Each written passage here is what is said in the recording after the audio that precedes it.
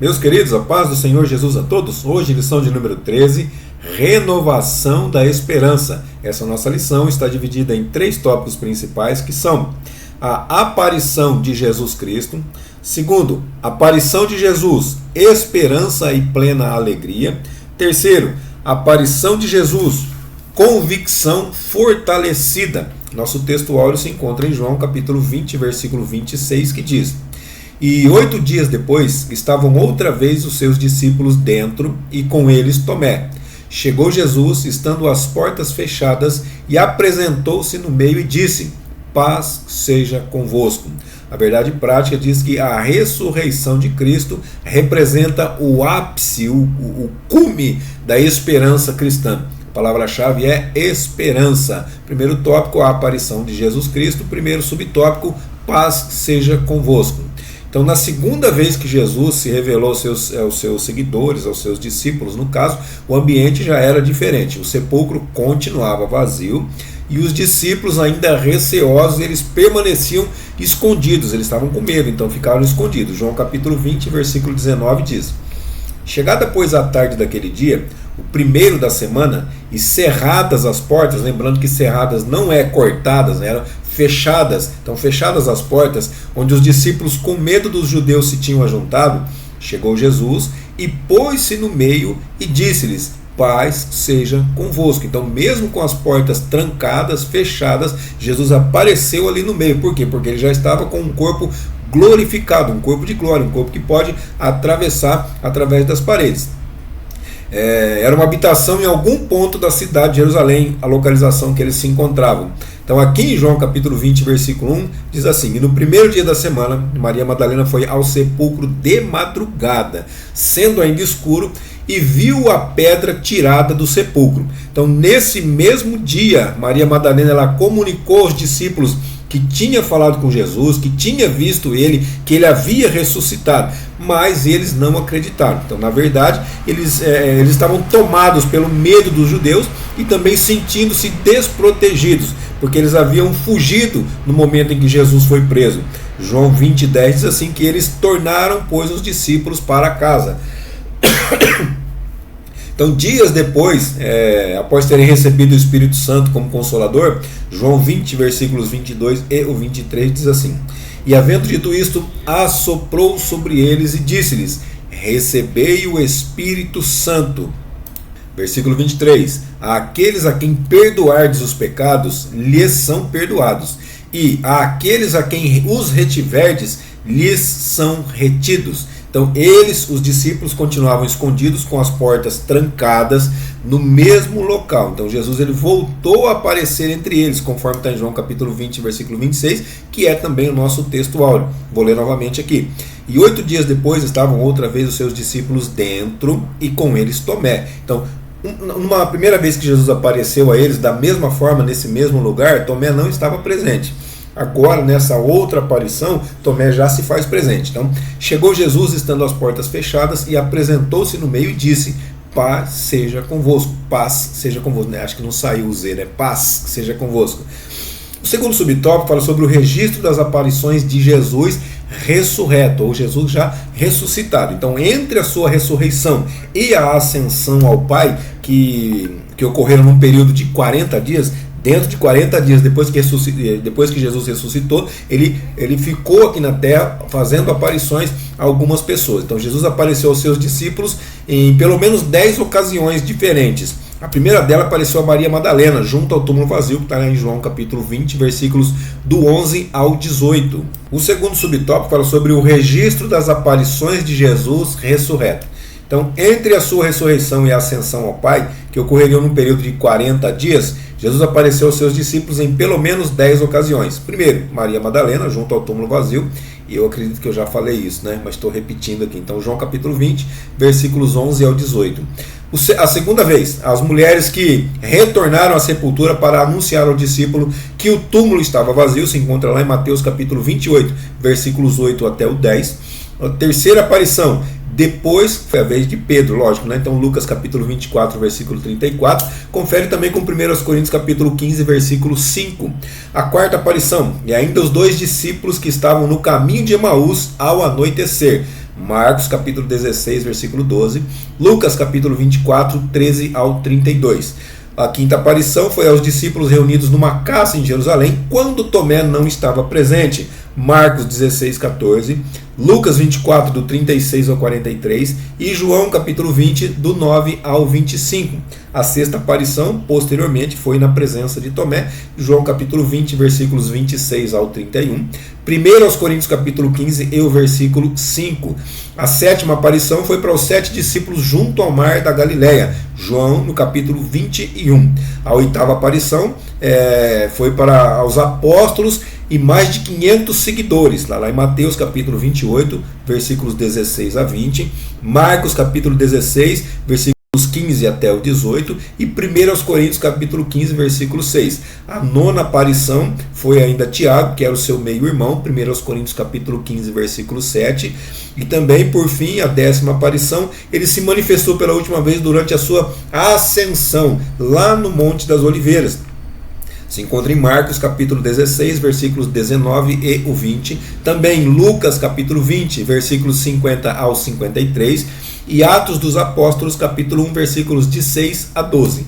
Terceiro subtópico fala sobre as preciosas lições. Então, a primeira lição aqui, a ressurreição de Cristo, ela representa o ponto culminante na fé cristã. Paulo, ele dirigiu-se aos coríntios afirmando: e se Cristo não ressuscitou, logo é vã a nossa pregação e também é vã a nossa fé. 1 Coríntios capítulo 15, versículo 14. A segunda lição, a ressurreição é um fato inquestionável que fortalece a certeza e a alegria de saber que ele está vivo. A terceira lição qual é? Ela diz respeito à renovação da esperança e também à promessa da ressurreição dos mortos em Cristo, conforme diz 1 Tessalonicenses capítulo 4, versículos 14 ao 16, que diz: porque se cremos que Jesus morreu e ressuscitou, assim também aos que em Jesus dormem, Deus os tornará a trazer com ele.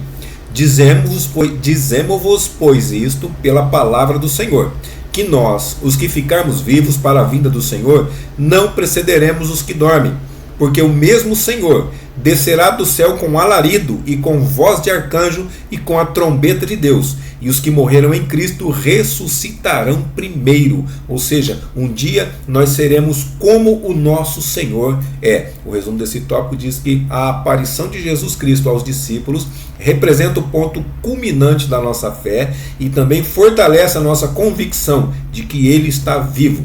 O segundo tópico fala sobre a aparição de Jesus, esperança e plena alegria, alegria completa. Primeiro subtópico, o medo deu lugar à esperança. Então, irmãos, com a crucificação, com a morte e com o sepultamento de Jesus, o que aconteceu? O medo, a frustração e também, por consequência, a desesperança, elas surgiram no coração dos discípulos de Jesus. Então, os dois discípulos no caminho de Emaús, eles ilustram perfeitamente bem o estado emocional deles. Lucas capítulo 24, a partir do versículo 13, eu vou ler alguns versículos pulados, tá? Então, nesse caso aqui, o 13. E eis que, no mesmo dia, iam dois deles para uma aldeia que distava, ou distanciava, era distante de Jerusalém, 60 estádios, cujo nome era Emaús. Um estádio é equivalente a 185 metros. Então, 65 estádios são equivalentes a 12 quilômetros aproximadamente. Então, eles estavam caminhando de Jerusalém para Emaús, cerca de 12 quilômetros para chegar até o local deles lá.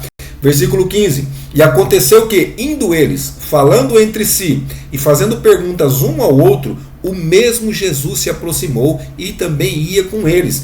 Caminhando lado a lado, veio uma terceira pessoa, que é Jesus, e começou a andar juntamente com eles. Versículo de número 17. E ele lhes disse: que palavras são essas que, caminhando, trocais entre vós? E por que estáis tristes? Versículo 18. E respondendo um, cujo nome era Cleopas, disse-lhe: és tu peregrino em Jerusalém, que não sabes as coisas que nela têm sucedido nestes dias?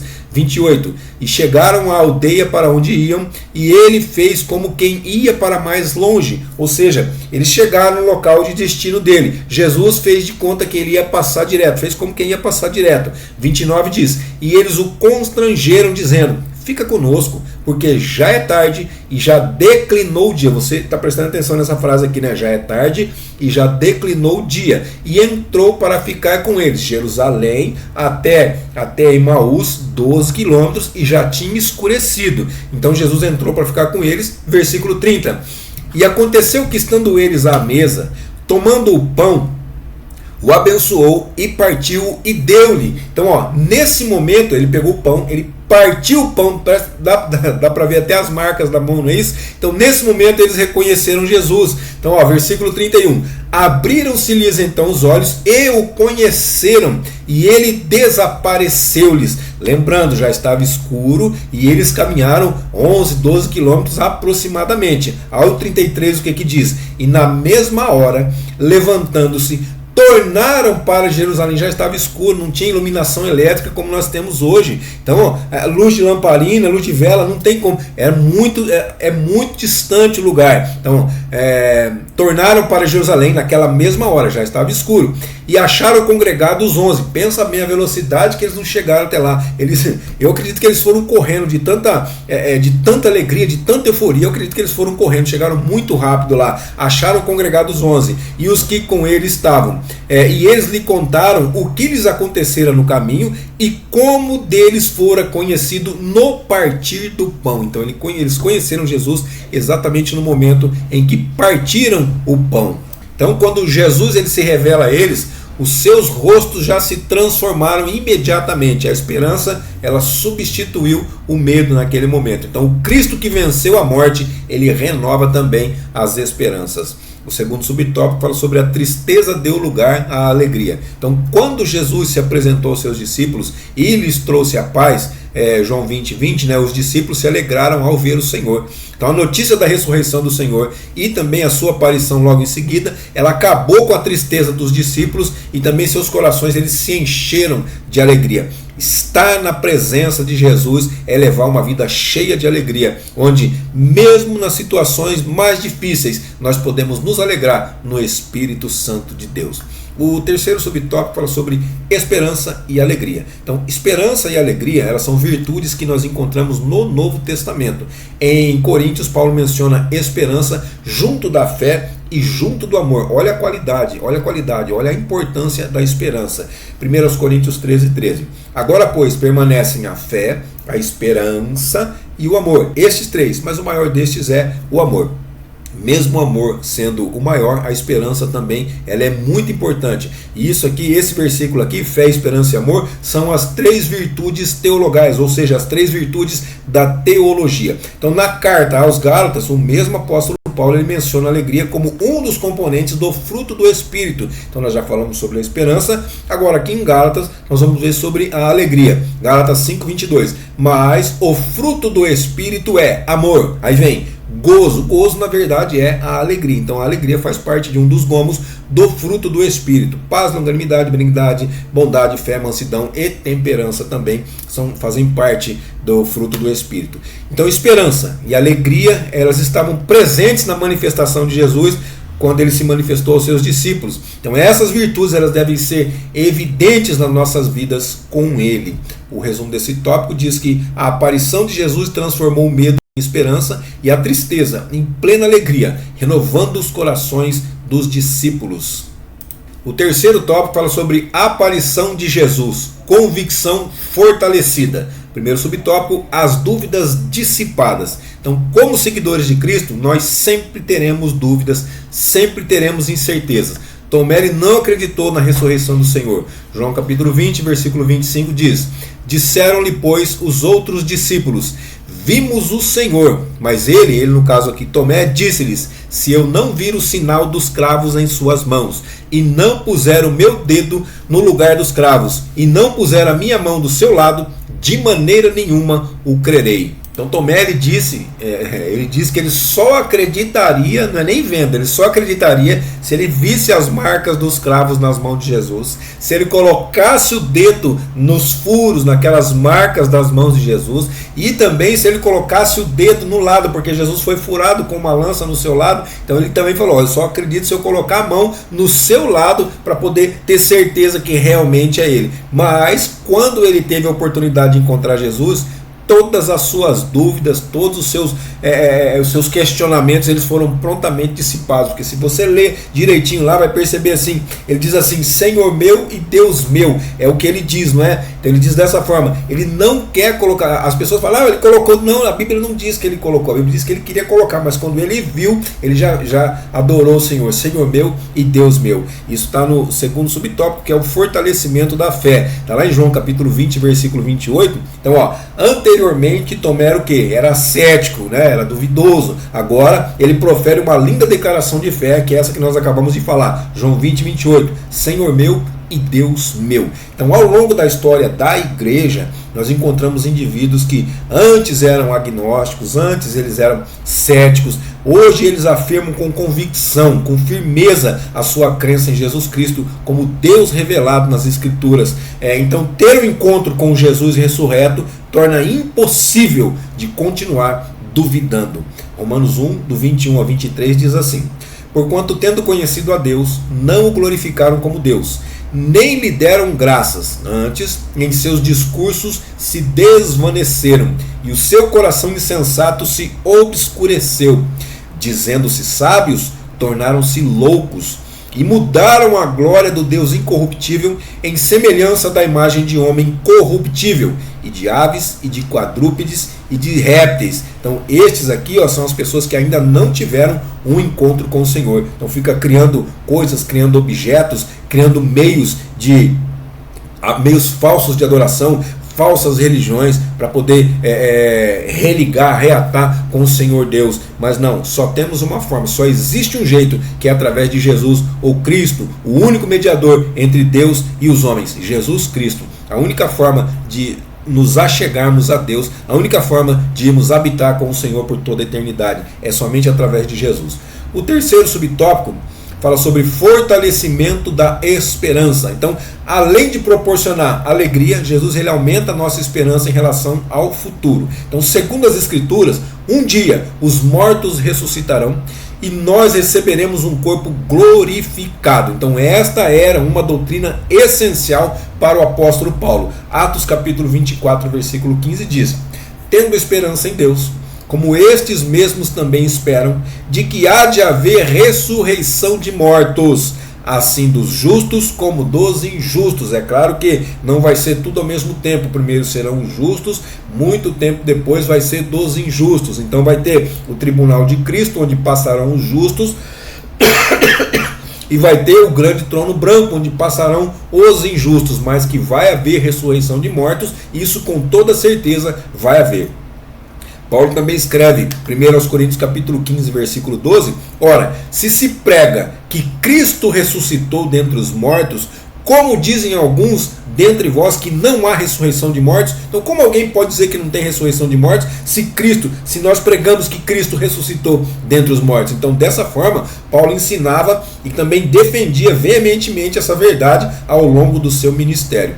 Também 1 Tessalonicenses capítulo 4, versículo 14, que foi o próprio Paulo que escreveu, diz assim: porque se cremos que Jesus morreu e ressuscitou, assim também aos que em Jesus dormem, Deus os tornará a trazer com ele. Então nós cremos que Jesus morreu, nós cremos que Jesus ressuscitou. Então todos aqueles que dormiram, que morreram em Cristo, que morreram na fé, que conheceram Jesus, que receberam Jesus e morreram, pode ter certeza, como está escrito aqui no versículo, Deus os tornará a trazer com ele. Então, portanto, a ressurreição e a glorificação de Cristo, ela serve como antecipação da ressurreição dos salvos que já partiram, que já morreram, né? Vou ser bem claro aqui para não ter dúvida, tá?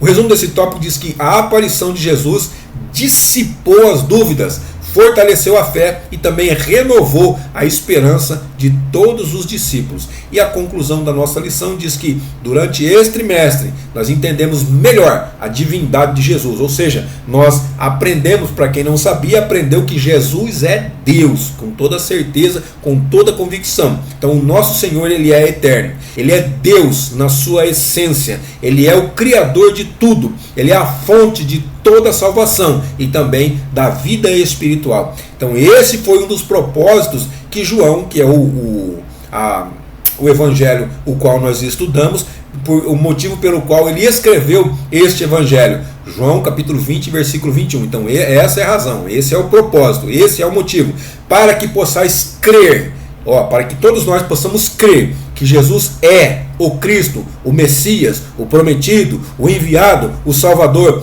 Aí continua o versículo, o Filho de Deus. E também quando vocês crerem, tenham vida no seu nome. Amém, queridos? Deus abençoe sua vida, Deus abençoe sua saúde, Deus abençoe seu ministério, Deus abençoe suas finanças, e até a nossa próxima aula, se assim Deus nos permitir.